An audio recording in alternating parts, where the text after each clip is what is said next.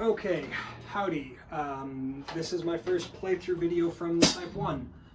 This is our little baby live room where we tracked almost all of Figure and definitely all of the drums for the song I'm about to play. I'm going to do Hollow Halos, third track on Figure, and I'm going to go ahead and play that, and then we'll go through the parts individually, same as always.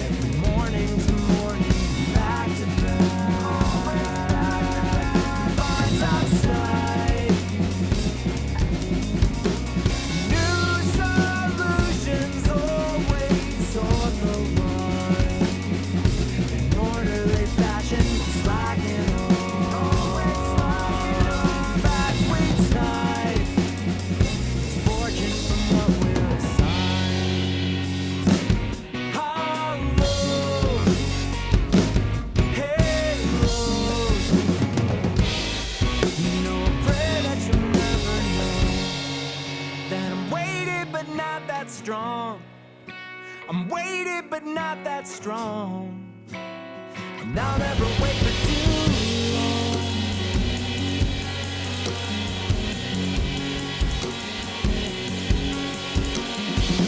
Lost without our drive to tell the time, solving the story, counting down. We're outside, but not too long after.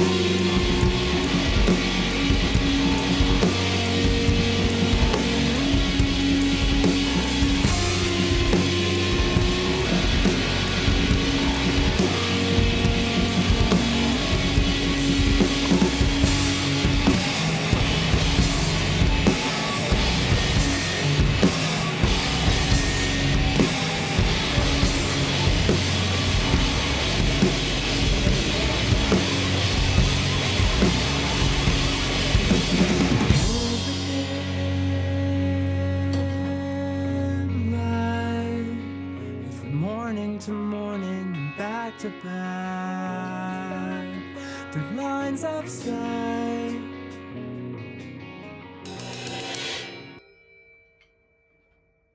Okay, that is Hollow Halos. Just like the general vibe of this song, the whole thing sort of revolves around this 5/4 riff. The choruses are in 4, and every once in a while bar 4 drops into the verses. But the whole song was written around this sort of scalar 5/4 riff, and I've mentioned this in other videos before, but most of my background before I started playing and producing music was in playing, or rather producing and playing emo music, was mostly math rock. And so this one was sort of like a cool, we're going to do the thing where the drums sort of play along with the guitar. One of the challenges in anything in an odd meter is obviously always where to put the backbeat. So in this particular instance, it's always on the 2, and then it isn't on the 4 because there's that sort of like pickup with the kick where the guitar turns back around. So the cymbal pattern, I'm just going to play the snare pattern on my leg, is this.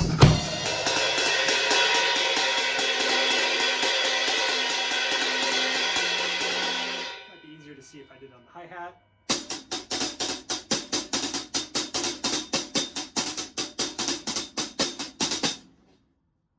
Not the hardest thing in the world. That triple is a pretty hard thing to grab every time.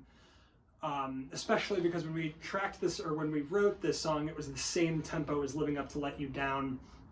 And so there was this idea that they'd go into each other for a while, and then when we actually got into the studio, this song went up maybe 6 BPM. And again, that isn't a lot until you have to play triples on your right hand for like 4 minutes.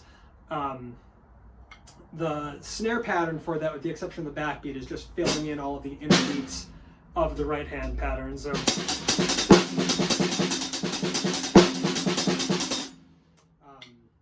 that's the basic gist of that. And so that actually carries you through most of the song. You know, the exception, there's some fills. So that's the entire intro, and then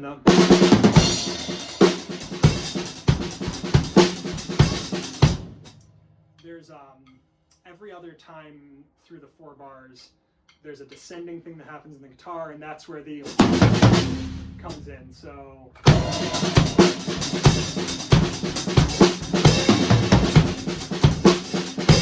the hi-hat's supposed to ring out there, so it does sort of still carry that high frequency cymbal thing through it. And like I was saying earlier, every 3 bars or so in the verses, there's a bar of 4 that just turns it all back around. That'll take you all the way to the chorus. The chorus initially, when we wrote this, had a lot more fills in it. And this would have been before Evan wrote any vocal melody. And so cutting all of that out, I think, really gave space for that nice melody to be there. So it comes in on a downbeat. There's the...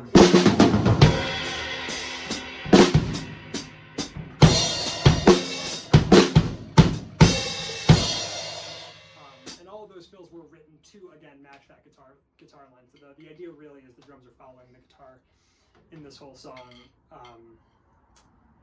And then, so again, the first time through, it ends in this little...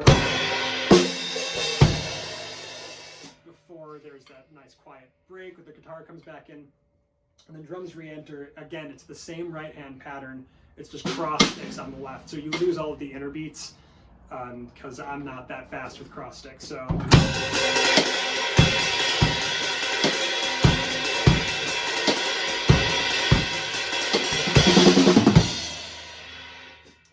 in the song were written so that you could get back to play that fast right hand pattern comfortably.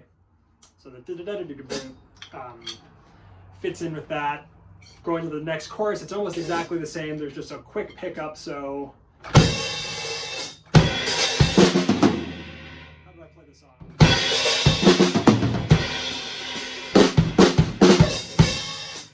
Takes you right back into the same chorus. And this time, instead of doing the build, it sort of does this transition into the bridge. Evan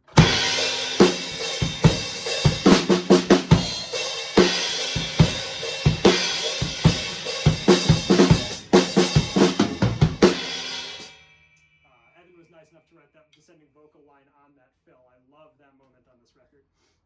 And so the next section is the bridge, which has this snare flam thing going on, and if I remember correctly, the impetus for that was Evan was like, what would the Foo Fighters do?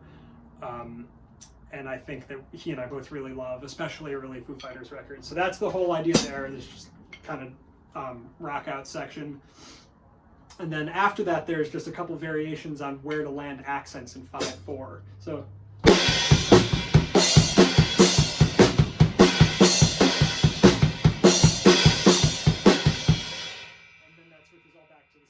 before, when like the full band like rips back in,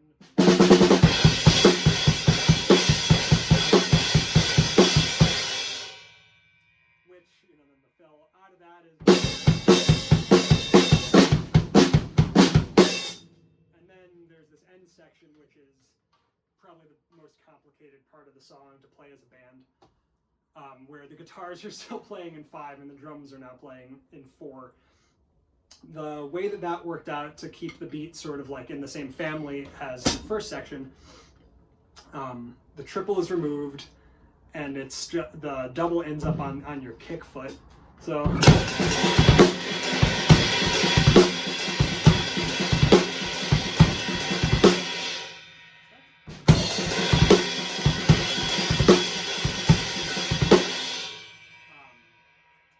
then the last final trick of this is when the drums move back into 5 for like the bass chord section. And this one, I think we added this to the song like a week before we recorded it. And I'm really glad we did. I think it's super fun. So the drums go. The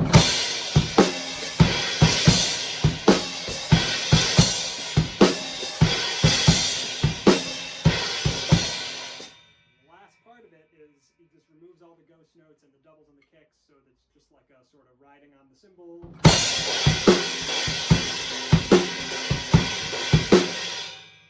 That's the end of the song. One of the more straightforward in terms of construction on Figure, but definitely like a harder drum part, just getting all those triples in there. But that is about it. Thank you so much for watching. I appreciate it.